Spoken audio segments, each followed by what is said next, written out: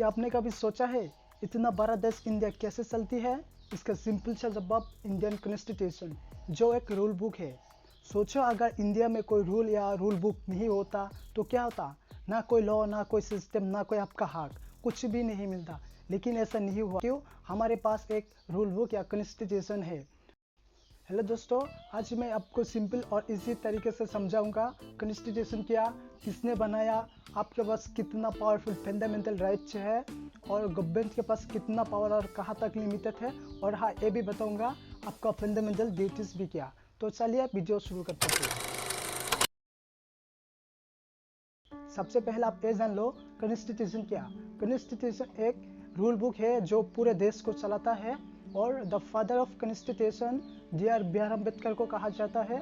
और भारत का संविधान 1949 को 26 नवंबर में अडॉप्ट हुआ और 1950 को 26 जनवरी में लागू हुआ, जिसको हम रिपब्लिक डे कहते हैं। और भारत का संविधान बनाने में 2 साल 11 महीने 18 दिन समय लगा।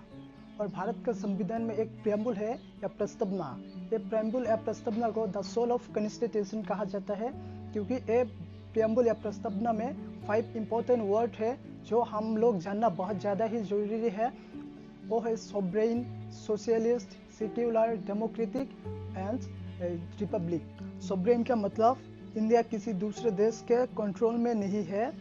और सोशलिस्ट का मतलब सबको इक्वल अपॉर्चुनिटी मिलने चाहिए। और सेक्युलर का मतलब सभी धर्म को बराबर रिस्पेक्ट करना। और डेमोक्रेटिक का मतलब लोग वोट करके गवर्नमेंट चुनते हैं। और रिपब्लिक का मतलब देश का हेड या प्रेसिडेंट इलेक्शन से आती है। प्रेम्बुल है भारत का संविधान का पहला पेज। इसमें स्टार्टिंग में with the people of India से शुरू किया, मतलब भारत का असली ताकत किसी लीडर्स को पास नहीं बल्कि आम जनता के पास। अब आती हूँ 6 फंडामेंटल राइट्स को। वो है right to equality, right to freedom, right against exploitation, right to freedom of religion, culture and educational rights, right to constitutional remedies. Right to equality का मतलब सब लोग बराबर है, चाहे कास्ट, रिलीजन या जेंडर कुछ भी हो। राइट टू फ्रीडम का मतलब आप बोल सकते, कहीं भी जा सकते, अपना काम आप सोच कर सकते, लेकिन इलीगल काम अलाउ नहीं है।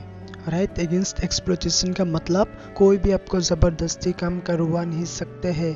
Right to freedom of religion का मतलब आप अपना धर्म को फ्रीली फॉलो कर सकते हैं।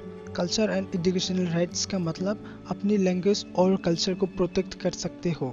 राइट टू कॉन्स्टिट्यूशनल रेमेडीज का मतलब आपका राइट वायलेट करते हैं तो आप कोर्ट जा सकते। ये है आपका सबसे पावरफुल राइट्स। अगर आपको कोई भी हाल किसी ने सुन लिया या आम जनता या गवर्नमेंट, आप लीगल एक्शन ले सकते हैं। और हाँ, राइट्स के साथ ही साथ 11 फंडामेंटल ड्यूटीज भी है। एक constitution, national flag, national anthem को रेस्पेक्ट करना।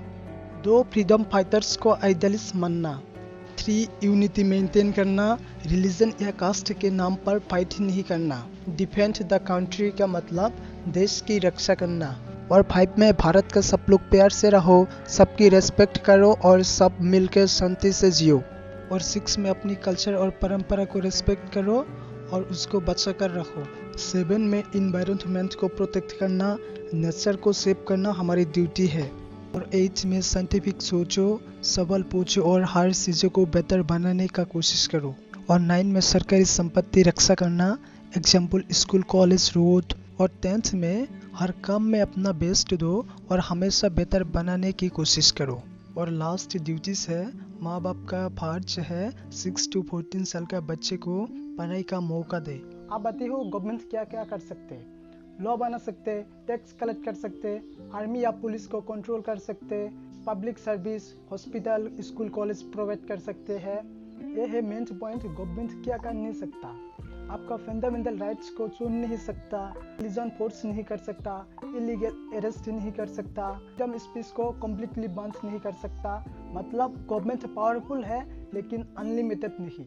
तो दोस्तों, आज हमने सीखा कॉन्स्टिट्यूशन क्या, आपका फंडामेंटल राइट्स क्या, फंडामेंटल ड्यूटीज क्या और गवर्नमेंट की लिमिटेड। अगर ये वीडियो आपको पसंद आई तो लाइक करना और कमेंट में ये बताना इंडियन कॉन्स्टिट्यूशन एक बैलेंस बनाता है जहाँ सिटीजन भी सेफ, गवर्नमेंट भी कंट्रोल्ड। हाँ या ना बताना। Thank you.